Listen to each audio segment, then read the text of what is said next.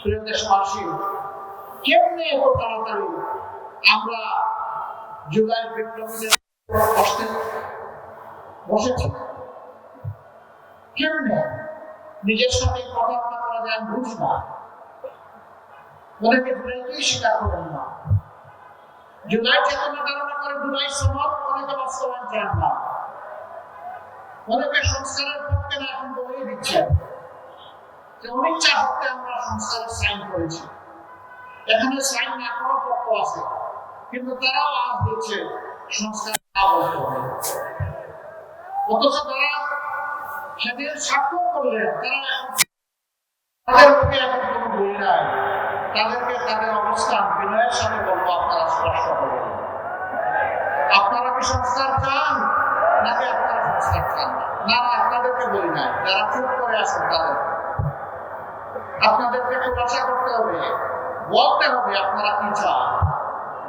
যদি আপনারা সংস্কার চান, এদেশের মানুষ বিবেচনা করবে এক ধরনের, যদি সংস্কার না চান তাহলে সিদ্ধান্ত নেবে ভিন্ন ধরনের। আমি আপনাদের কাছে জানতে চাই, এই রাজনীতি আমাদেরকে বেশিরভাগ লুণ্ঠনকারী, দুর্নীতিবাজ, ব্যাংক ডাকাত, মায়ের হত্যাকারী, আমার মায়ের ধর্ষণকারী, ইজ্জত লুণ্ঠনকারী, শিশু হত্যাকারী, হত্যাকারী যে শাসন ব্যবস্থা আমাদেরকে উপহার দিয়েছে, আপনারা কি সেই শাসন চান? করোনা অবস্থা সেই শাসন অবশ্যই আপনারা চান না। তাহলে আগামী 12 তারিখ ইনশাআল্লাহ প্রথম ভোট হবে না। আমরা গণভোটে কি বলবো? প্রথম সিল পড়বে কিসের উপর? হ্যাঁ মানে আজাদি, না মানে গুলামি। আজাদি না গুলামি?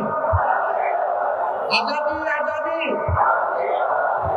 সম্মানিত ভাইরা এবং আমার বোনেরা, এই আমরা কয়েকজন মানুষ গাইড করে ইনশাআল্লাহ আমরা চেহারা পাল্টে দিতে পারবো।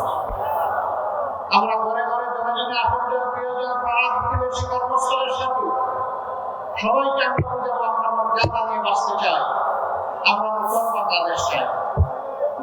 আমরা গর্ব করে বলতে চাই আমি বাংলাদেশ, আপনি বলবেন আপনি বাংলাদেশ। আমরা সেই বাংলাদেশ বলতে চাই যে বাংলাদেশের নাগরিক হয়ে গর্বের সাথে পরিচয় দেওয়া যাবে যে আমি এখন বাংলাদেশী। এখন সেই পরিচয় সম্পর্ক অনেক জায়গায় আছে। আমাদের দেশের যে শেয়ার বাজার লুট করা হয়েছে, ব্যাংক লুট করা হয়েছে, জনগণের সম্পদ লুট করা হয়েছে, বিদেশ করা হয়েছে। বাংলাদেশ ব্যাংকের তথ্য অনুযায়ী অফিসিয়াল যে মানের সন্ধান পাওয়া গেছে তার পরিমাণ হচ্ছে 28 লক্ষ কোটি টাকা। বাংলাদেশের রাষ্ট্রীয় বাজেটের 4 গুণ বার্ষিক বাজেটে। আমরা আপনাদেরকে কথা দিচ্ছি, আপনাদের ভালোবাসায় ভোটে আল্লাহ যদি আমাদেরকে সুযোগ দেন, নির্বাচিত করেন, এই দেশ সেবার দায়িত্ব আমাদের হাতে আল্লাহ তুলে দেন, আমরা ওই সমস্ত লুটেরাদের মুখ দিয়ে হাতের পেটের ভিতরে হাত ঢুকিয়ে আপনাদের এই অর্থ উদ্ধার করে নিয়ে আসবে। এই অর্থ কোনো পরিবার, কোনো গোষ্ঠীর প্রয়োজনে ব্যয় হবে। এই অর্থ রাষ্ট্রীয় কোষাগারে সংযুক্ত করা হবে ইনশাআল্লাহ। আর তাই দিয়ে এই দেশের যুবকদের হবে কর্মসংস্থান, এই দেশের জনগণের হবে উন্নয়ন ইনশাআল্লাহ। সেই উন্নয়ন এবং কর্মসংস্থান হবে ইনসাফের ভিত্তিতে। কারণ মামু খালুর টেলিফোনে নয়, ওই টেলিফোনের পরোয়া সেদিন আমরা করবো না। বিবেক দিয়ে ইনসাফ আমরা কায়েম করবো ইনশাআল্লাহ। যার যেটা অধিকার, যার যেটা হক, তার হাতে সেটা পৌঁছে দেওয়া হবে আমাদের দায়িত্ব। মানুষকে সেদিন আন্দোলন করতে হবে না, মিছিল করতে হবে না। অনেকে আবার এটা ভুল ব্যাখ্যা করে, তো আপনারা কি বন্ধ করে দেবেন freedom of expression? No, freedom of এক্সপ্রেশনকে শতবার শ্রদ্ধা করবো, আরো বেশি করবো।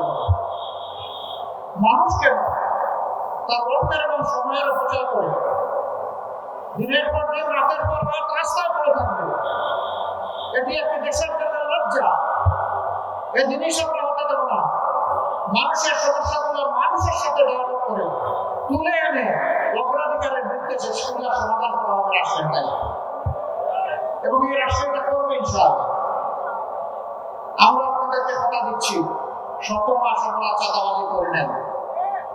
আমি ঠিক বললাম না বেটি বললাম? 17 মাস আমরা মামলা বাণিজ্য করি না।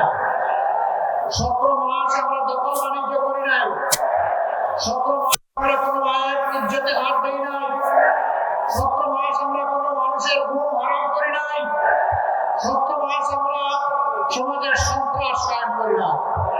আমরা বলেছিলাম এগুলো আমাদের সাথে চরিত্রের সাথে যায় না, আমরা এগুলো করি না।